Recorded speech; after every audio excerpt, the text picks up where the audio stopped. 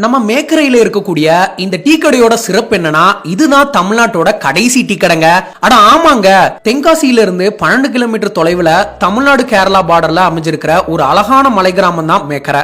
மேற்கு தொடர்ச்சி மலையடிவாரத்துல அமைஞ்சிருக்கிறதால எங்க திரும்பினாலும் இயற்கை எழிலுடனோ இதமான சூழ்நிலுடனோ இக்கிராமம் காட்சியளிக்குது. மேக்கரையில இருந்து அச்சன் கோயில் போற ரோட்ல 6வது கொண்டை ஊசி வளைவுல சுதின் சூர்யா டீ ஸ்டால்னு சின்ன டீ கடை ஒண்ணு இருக்குதுங்க. இதுதான் தமிழ்நாட்டு எல்லையோட முதல் டீ கடைங்க.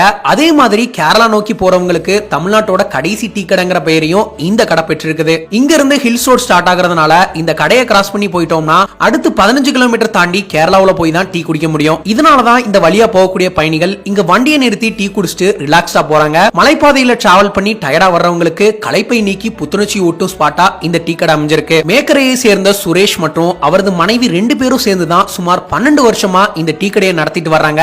அது மட்டும் இல்லாம கேரளா ஸ்பெஷலான நேந்திரம் பழபஜியும் இந்த கடையில ரொம்பவே ஃபேமஸ்ங்க. சுட சுட டீ கூடவே தித்திப்பான நேந்திரம் பழபஜி ஒரு வாட்டி சாப்பிட்டு பாருங்க. அதோட டேஸ்டுக்கு நீங்களும் அடிக்ட் ஆகிடுவீங்க. தென்காசி லைஃபுக்காக ஜஸ்டின் துரை மற்றும் ஈஸ்வர் ராஜா.